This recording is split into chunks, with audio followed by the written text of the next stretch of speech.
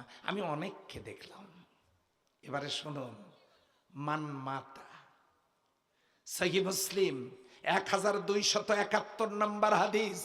এমন কোন মা তার সন্তান জন্ম দিতে পারেননি, এই হাদিসটাকে গায়রে সহি প্রমাণ করবে। শুনুন, মান মাতা, যে লোকটা মরে গেল, ওয়ালাম ইয়াগজু, অথচ সে গাজওয়া করে নাই, লড়াই সংগ্রাম আন্দোলন জিহাদ করে নাই, আল্লাহর কোরআনের সমাজ কায়েমের জন্য চেষ্টা করে নাই, ওয়ালাম ইউহাদ্দিস বিহি নাফসাহু, মনে প্রাণে চায়ও নাই, হাত তুলতে বলছিল তোলে নাই, মনে প্রাণে চায়ও নাই, মাতা আলা সবাতি মিনান নিফাক, এই লোকটার মৃত্যু হবে মুনাফিকের মৃত্যু। তাহলে আমি হাতটাও তুলতে পারলাম না, আমি চাইও না, তাহলে নামের আগের দিকে কোন সাহসে সিটেরি করার জন্য আপনি মোহাম্মদ শব্দ ব্যবহার করেন? কিসের জন্য? এই জন্য আসুন আমরা আল্লাহর কোরআনটা সবাই, আমি সব দলের লোককে আহ্বান জানিয়েছি, কারণ হুজ্জাতুল্লাহ আলাইকা, কোরআন আপনার আমার জন্য দলিল। এটা পক্ষে সাক্ষী দিলে জান্নাত, বিপক্ষে সাক্ষী দিলে জাহান্নাম। বড় আশা করে এসেছিলাম আলোচনা করব তাই, কিন্তু কপালে সে সময় আমার জোটেনি।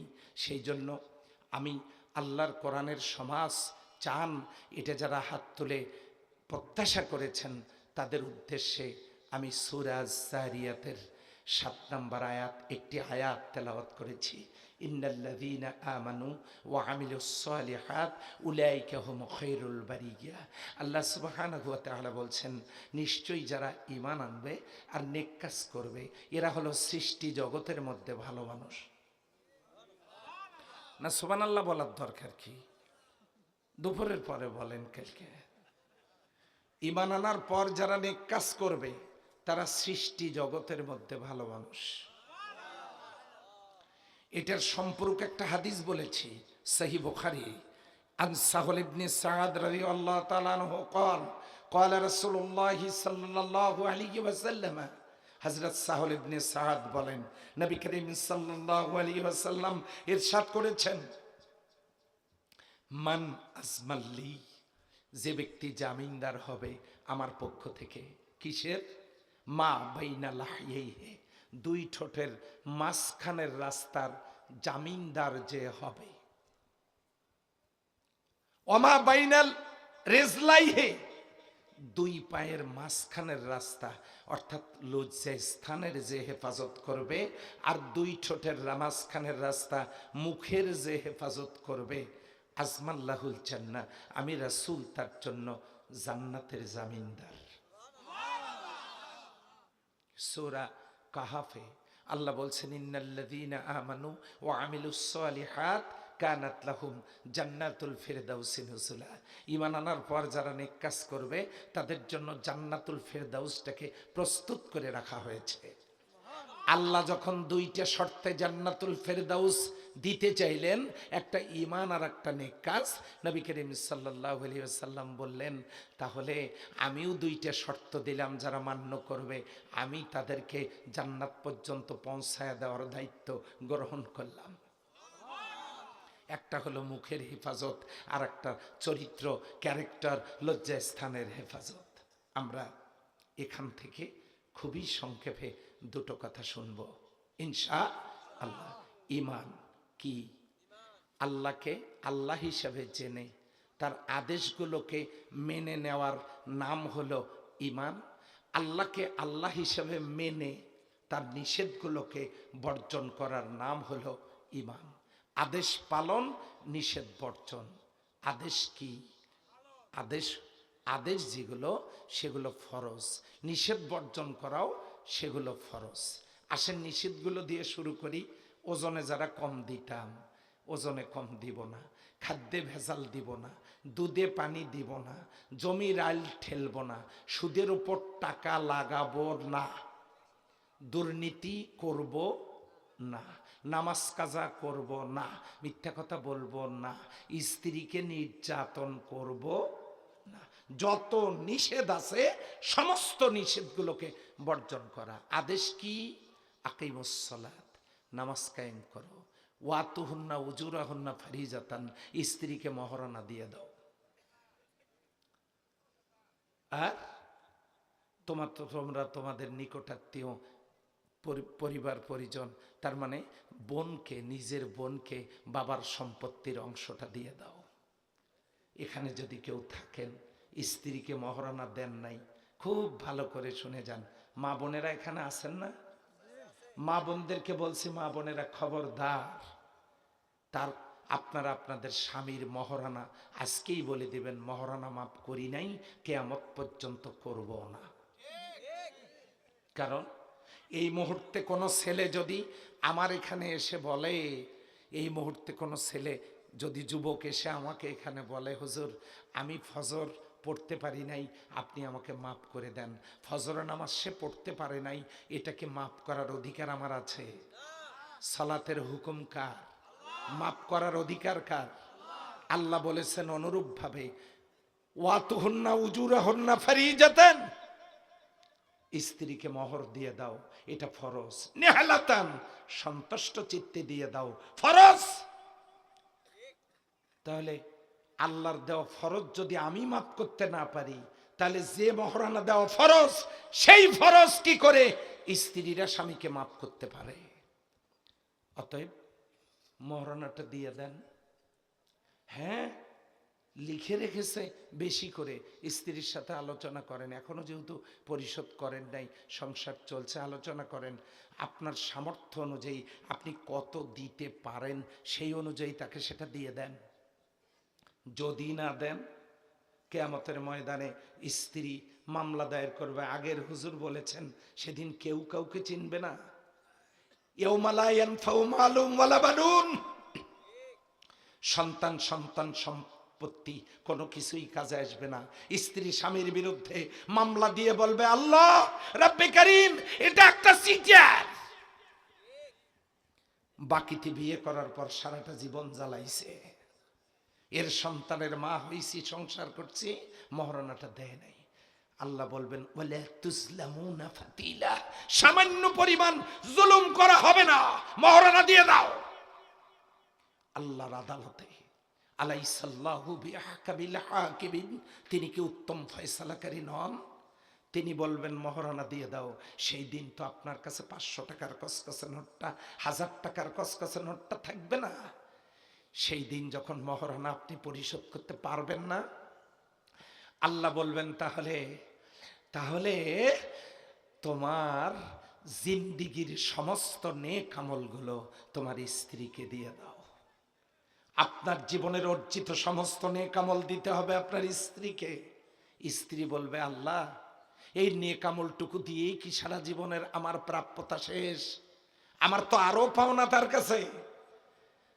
কিছুই উপায় থাকবে না। আল্লাহ অর্ডার করবেন, তাহলে এবারে তুমি তোমার স্ত্রীর পাপের বোঝা নিজের কাঁধে তুলে নাও। হতভাগ্য স্বামী, সে নেকি শূন্য, নেকি চলে গেছে স্ত্রীর কাছে। আবার স্ত্রীর জীবনের সমস্ত গুনাহ এগুলোও চলে আসছে নিজের কপালে। একদিক থেকে নেকি শূন্য, অন্য দিক থেকে নিজের পাপ, স্ত্রীর পাপ, সমস্ত বর্তাবে স্বামীর কাঁধে। লাথি দিয়ে তাকে জাহান্নামে নিক্ষেপ করা হবে স্বামীকে। আর স্ত্রী নিজের নেকি, স্বামীর নেকি, নিজের কোনো পাপ নাই, সম্মানের সাথে ফেরেশতারা তাকে ইস্তেকবাল করে জান্নাতে নিয়ে যাবে। আপনি মহারণাটা দিয়ে দেন। নিজের ভাই বোনকে সম্পত্তিতে অংশ দিয়ে না থাকলে তওবা করুন এবং সম্পত্তিতে অংশটা দিয়ে দেন। আপনাদের মনে হয় খারাপ লাগতেছে? কালকে হাফেজ সাহেবের বিপদ, এই হুজুরকে ডাকার কি দরকার ছিল? সুর নাই, ছন্দ নাই, জন্মের মতো ঝুটতেছে। এই হুজুর না আসলে কি মহারণাটা, দীর্ঘদিনের মহারণা নতুন করে জেন্দা হয়, ভাসে ওঠে? এটা তো মোটামুটি গায়েব হয়ে গিয়েছিল। আমি শুধু আপনাদেরকে সতর্ক করছি, আপনি নামাজ পড়তে পারেন না, আপনি শুরু করেন। আপনার স্ত্রীকে পর্দা করাতে পারেন নাই, পর্দার নাসিহা করেন। মা বোনদেরকে বলছি, আলমারআতু ইযা সাল্লাত খামসাহা ওয়া সামাত শাহরাহা ওয়া আহসানাত ফারজাহা ওয়া আতাআত বালাহা। আপনি 5 ওয়াক্ত নামাজ পড়ুন। যে কয়দিন পবিত্র থাকবেন, পিরিয়ড শুরু হলে পড়া লাগবে না, আল্লাহ ছুটি দিয়েছেন। কাজাও আদায় করা লাগবে না। রমজান মাস আসলে রোজা করুন, অসুস্থ হলে ছেড়ে দিন, পিরিয়ড শুরু হলে ছেড়ে দিন, রোজার কাজাটা আদায় করবেন। নিজের সতীত্বের হেফাজত করুন, পর্দা করুন। Your body just only for your husband, not others. আপনার শরীর শুধু আপনার স্বামীর জন্য, অন্য কারোর জন্য না। আপনি ফেরিওয়ালা না, আপনার শরীর আপনি প্রদর্শন করবেন, এটা আপনি দেখাতে পারবেন যাদেরকে, তাদের সামনেই আপনি চলতে পারবেন। আপনার পিতা, আপনার আপন ভাই, আপনার ভাগনা, আপনার আপন ভাতিজা, এইভাবে করে যাদের কাছে পর্দা না করলেও চলবে, সেখানে সমস্যা নেই। বাবা মা, শ্বশুর শাশুড়ি, সমস্যা নেই, আপনি চলতে পারেন। কিন্তু আপনি আপনার বডি গায়রে মোহাররমদেরকে দেখাতে পারেন না। আপনি শুধু নিজের শরীরটাকে ঢেকে রাখবেন, আল্লাহ জাহান্নামটাকে আপনার থেকে ঢেকে রাখবেন। ওয়া তাআত বালাহা, স্বামীর সৎ কাজের আনুগত্য করবেন, তার মানে কোরআন হাদিসের নির্দেশিত পথে আপনি চলবেন। মা বোনেরা, যদি এই চারটে কাজ করতে পারেন, আল্লাহ তাআলা আপনাদেরকে কিয়ামতের দিন আল্লাহর জান্নাতের 8টা দরজা খুলে দেবেন। আপনার যেটা দিয়ে খুশি আপনি যেতে পারবেন। সম্মানিত ভাইয়েরা, এই আলোচনা শোনার পর রংপুরের এক লোক বলল, হুজুর আলোচনাটা ভালো লাগলো, কিন্তু এই ওয়াজ আমি বাড়িতে গিয়ে বলতে পারবো না। কেন? যে এই ওয়াজ যদি আমার স্ত্রী আমল করে, সেও তো জান্নাতে যাবে। আমি বললাম, জান্নাতে গেলে সমস্যা কি, জায়গার তো অভাব নাই। তো তখন সে বলতেছে, হুজুর কথা তো সেটা না, ও জান্নাতে যাক এটা আমি চাই না। কেন চান না? কাছে সমস্যা, আপনাকে বলা যাবে না, আপনি বক্তা মানুষ, কোথায় আবার বলে দেন, বলা যায় না। আমি বললাম যে নাম বলবো না আপনার, কিন্তু কোনোখানে যদি উদাহরণের জন্য বলা লাগে তাহলে বলবো। হুজুর আমার নাম বলিয়েন না। সে লোকটা নাম বলেছিল। আমি বললাম যে আপনার নাম বলবো না, তো জান্নাতে আপনার স্ত্রীকে নিয়ে যাবেন না, ঘটনা কি? বলতেছে, হুজুর ওটা যে কালো, এই দুনিয়াতেই চলে না। আমি এক রিক্সায় উঠে যাইতেই আমার খারাপ লাগে, এত কালো। ওইটাকে আমি জান্নাত পর্যন্ত নিয়ে যাব, অত বোকা আমি না। জান্নাতে হুর নাই হুজুর? আমি বললাম আছে। দোয়া করেন, ওগুলো হলেই চলবে। চিন্তা করা যায়। মা বোনদেরকে বলছে, মা বোনেরা, আপনার স্বামী আপনাকে নামাজের কথা, রোজার কথা, পর্দার কথা, ইসলামের কথা বলুক আর না বলুক, আপনি আল্লাহর দ্বীন মেনে চলবেন। আপনাকে না বলার অর্থ হলো আপনার স্বামী হুরির প্ল্যান নিয়ে আসে, আপনাকে নিয়ে যেতে চায় না জান্নাতে। আপনাকে নিয়ে যেতে চাক আর না চাক, আপনি আমল করুন, আল্লাহ তাআলা জান্নাতের মেহমান হিসেবে কবুল করবেন। আল্লাহ যেন কবুল করেন বলে আমিন। তাহলে ঈমান হলো, যেদিন পড়েছি লা ইলাহা ইল্লাল্লাহ, যেদিন পড়েছি কাবিলতু জামিআ, ওই দিন থেকে আল্লাহর আদেশ পালন, নিষেধ বর্জন, এটার নাম ঈমান। এখন বাড়িতে গিয়ে চিন্তা করব, আদেশ কতটা পালন করতে পেরেছি, নিষেধ কতটা বর্জন করতে পেরেছি, তবে আমরা ঈমানওয়ালা হতে পারবো। কথা ঠিক নয় কি? ওই যে এই যে এই আপনাদের বেড়াটা যেটা দেওয়া হয়েছে, ওই মাঝখানে একগুলো টবের ভিতরে কি দেখা যায়? হ্যাঁ, এই পাশে দেখেন তো কি দেখা যায় মাঝখানে টবের ভিতরে? ফুল। আসলে কি ওগুলো ফুল? ফুল না, ফুলের মতো, ফুলের মতো। সম্মানিত ভাইরা, ইউরিয়া সারগুলো দেখতে হোমিও বড়ির মতো, ফটোকপি দেখতে অরিজিনালের মতো, জাল টাকা দেখতে আসল টাকার মতো। হ্যাঁ, জাল টাকা যেমন ভালো অরিজিনাল না, এই ফুলগুলো যেমন অরিজিনাল না, দেখতে ফুলের মতো, ইউরিয়া সার দেখতে যেমন হোমিও বড়ির মতো, ফটোকপি যেমন দেখতে অরিজিনালের মতো কিন্তু অরিজিনাল না, ঠিক তেমনি এই সমাজে এমন অনেক মানুষ আছে দেখতে ইমানদারদের মতো কিন্তু ইমানদার না। সম্মানিত ভাইরা, আমার মা বোনেরা, এই জন্য ঈমানওয়ালা হতে হবে আর নেক কাজ করতে হবে। পৃথিবীতে যতগুলো নেক কাজ আছে, সেই নেক কাজগুলোর মধ্যে আল্লাহর ইবাদতের পরে পিতামাতার খেদমত, এ সম্পর্কে বয়ান আগের হুজুর করেছেন, আমি রুমি থেকে শুনেছি। এখন পরের নেক কাজ হলো আল্লাহ তাআলা বলে দিয়েছেন কুনতুম খায়রা উম্মাতিন উখরিজাত লিন-নাস তা'মুরুনা বিল মা'রুফ ওয়া তানহাউনা আনিল মুনকার। তোমরা সৎ কাজের আদেশ দিবে, অসৎ কাজে নিষেধ করবে। সুবহানাল্লাহ বলবেন না? মুসলমানেরা কি সৎ কাজের আদেশ করার জায়গায় আছে?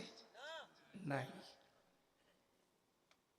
আদেশ করার জায়গায় নাই, অনুরোধের জায়গায় আছে। তা আমরা আদেশ করব কিভাবে, নিষেধ করব কিভাবে? এই জন্য আল্লাহর কোরআনকে পার্লামেন্টে পাঠায় দিতে হবে, ঠিক নয় কি?